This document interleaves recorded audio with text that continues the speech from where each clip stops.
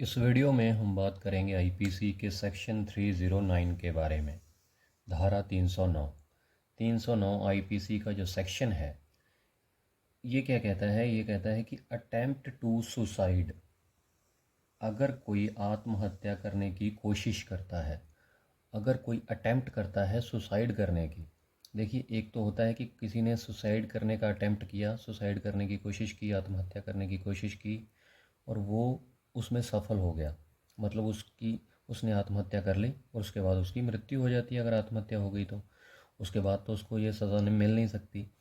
ये जो सेक्शन उस व्यक्ति के लिए है जिसने सुसाइड करने की कोशिश तो की, अपने आप को ख़त्म करने की कोशिश तो की, लेकिन वो उसको अपने आप को ख़त्म कर नहीं पाया। आत्महत्या की कोशिश के लिए ये धारा लगती है। जैसे कि एग्ज़ाम्पल के तौर पे, जैसे कई बार कुछ लोग टंकी पे चढ़ जाते हैं या कहीं से कूदने की कोशिश करते हैं और पुलिस वहाँ पर पहुँचकर अगर कोई कंप्लेंट कर लेता है तो पुलिस वहाँ पर पहुँचकर उसको बचा लेती है।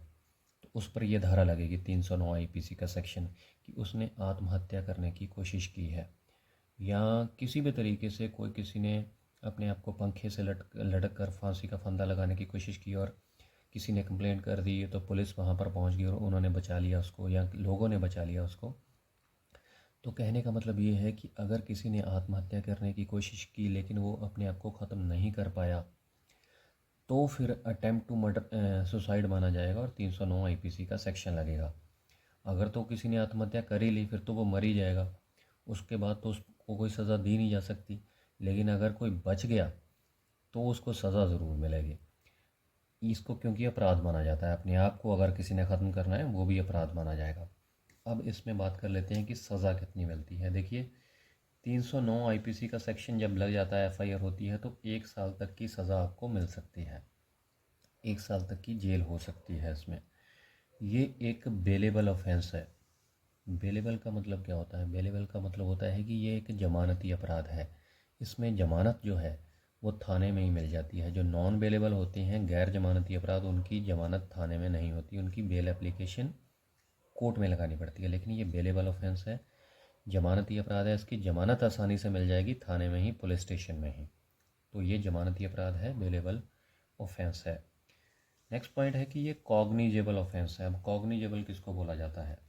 कॉग्निजेबल बोला जाता है जिसमें पुलिस बिना वारंट के आरोपी व्यक्ति को गिरफ्तार कर लेती है, तो ये कॉग्निजेबल है। जो नॉन कॉग्निजेबल होते हैं उसमें वारंट की ज़रूरत पड़ती है अरेस्ट करने के लिए पुलिस को, और ये नॉन कंपाउंडेबल भी है, इसमें मतलब समझौता नहीं किया जा सकता। और ये जो ट्रायल है ये चलेगा जूनियर मजिस्ट्रेट फर्स्ट क्लास की अदालत में, लोअर कोर्ट जिसको कह सकते हैं आप।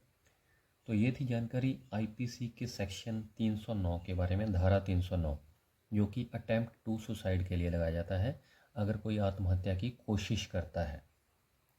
उम्मीद करता हूँ क्लियर हो गया होगा। कोई कन्फ्यूजन रह गई हो तो प्लीज़ कमेंट करके ज़रूर बताइएगा, और कमेंट करके ये भी बताइएगा ये वीडियो आपको कैसी लगी।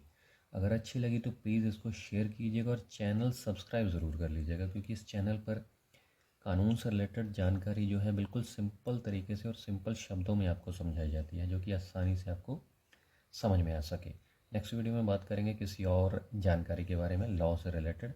तो शुक्रिया ये वीडियो देखने के लिए, धन्यवाद।